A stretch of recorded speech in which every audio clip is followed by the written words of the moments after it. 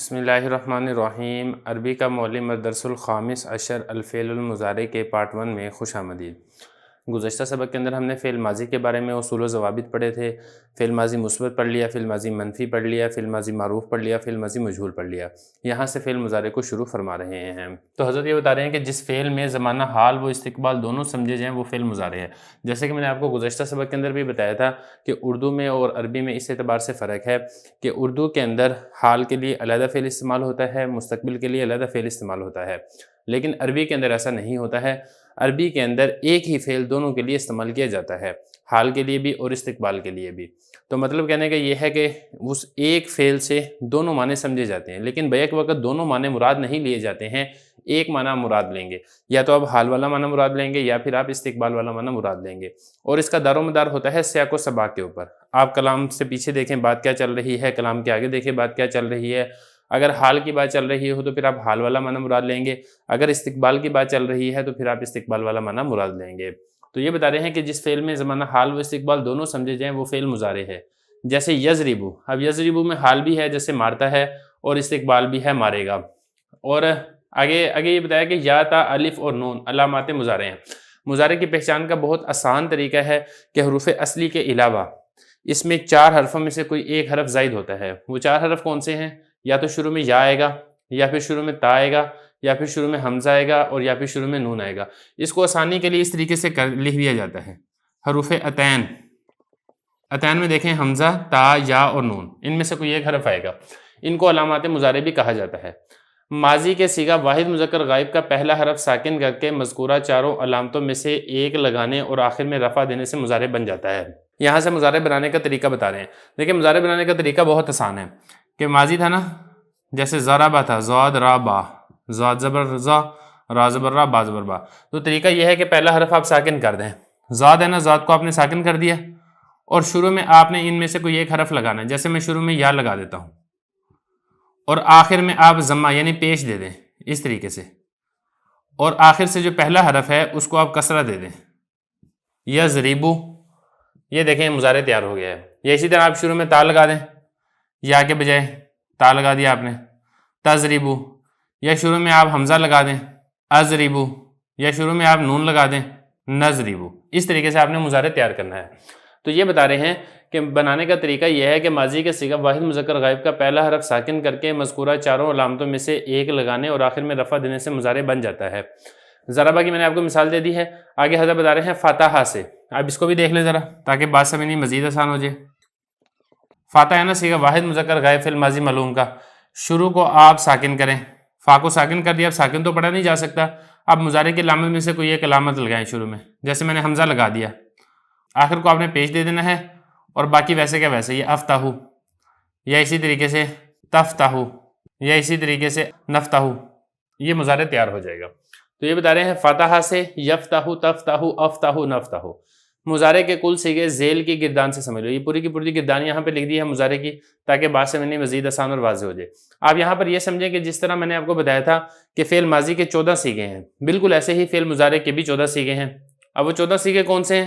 وہ یہ ہیں، مذکر کے 3 صیغے ہوں گے، واحد مذکر غائب، تثنیہ مذکر غائب، جمع مذکر غائب۔ بالکل ایسے ہی مؤنث غائب کے بھی 3 صیغے ہوں گے، واحد مؤنث غائب، تثنیہ مؤنث غائب اور جمع مؤنث غائب۔ غائب کے بعد آگے آ جائے مخاطب میں۔ مخاطب میں بھی ایسے مذکر اور مؤنث دونوں کے ہوں گے 3 صیغے۔ مذکر کے 3 صیغے ہوں گے، واحد مذکر مخاطب، تثنیہ مذکر مخاطب، جمع مذکر مخاطب۔ اسی طرح مؤنث کے بھی واحد مؤنث مخاطب، تثنیہ مؤنث مخاطب، جمع مؤنث مخاطب۔ اس کے بعد پھر آگے متکلم ہے۔ متکلم میں ایک واحد اور ایک جمع متکلم ہوتا ہے، کیونکہ یہ ساری کی ساری تفصیل پہلے گزر چکی ہے کہ اصولی اعتبار سے تو 18 صیغے بنتے ہیں، لیکن چونکہ تثنیہ اور جمع متکلم کے صیغے ریپیٹ ہوتے ہیں اس لیے اس کو شمار نہیں کیا جاتا، اس لیے کل 14 صیغے شمار کر لیے جاتے ہیں۔ وہی ساری تفصیل ہے جو میں نے آپ کو گزشتہ سبق میں بتائی ہے۔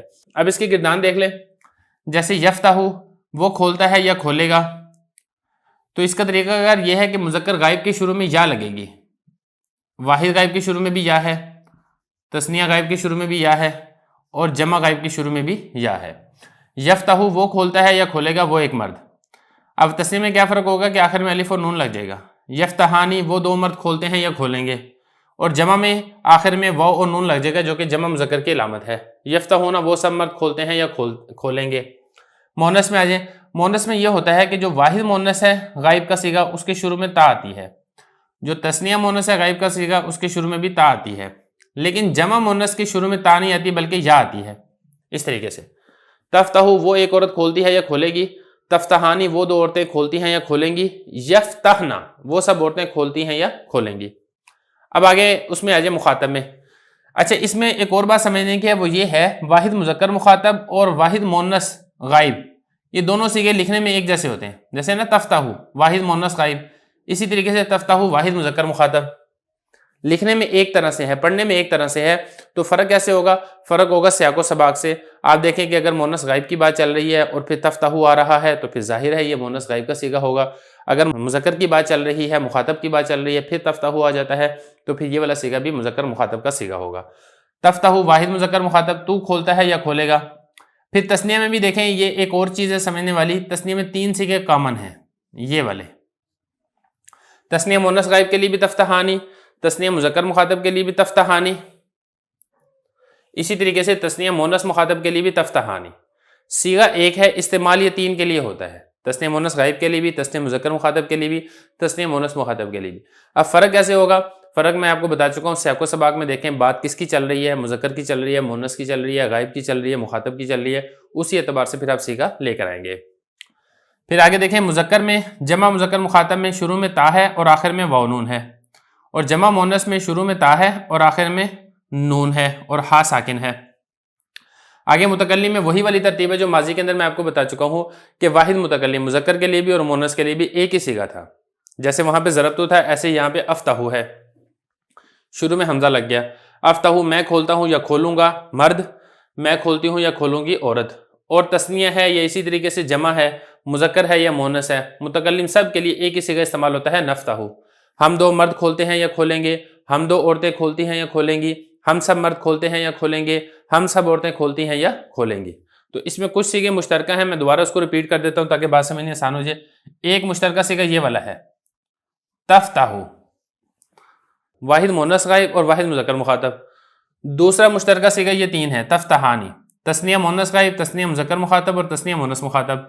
اور تیسرا مشترکہ صیغہ ہے افتحو، واحد متکلم مذکر، واحد متکلم مونس، اور آخری مشترکہ صیغہ ہے نفتحو، تثنیہ مذکر مونس متکلم اور جمع مذکر مونس متکلم کے لیے ایک ہی صیغہ استعمال ہوتا ہے نفتحو۔ تو بہرحال یہ اس کو اچھے طریقے سے یاد کرنا بہت زیادہ ضروری ہے کہ آپ نے شروع میں مضارع کی علامت لگانی ہے، پھر آپ نے جو فا کلمہ ہے اس کو آپ نے ساکن کر دینا ہے اور آخر کو آپ نے ضمہ دے دینا ہے۔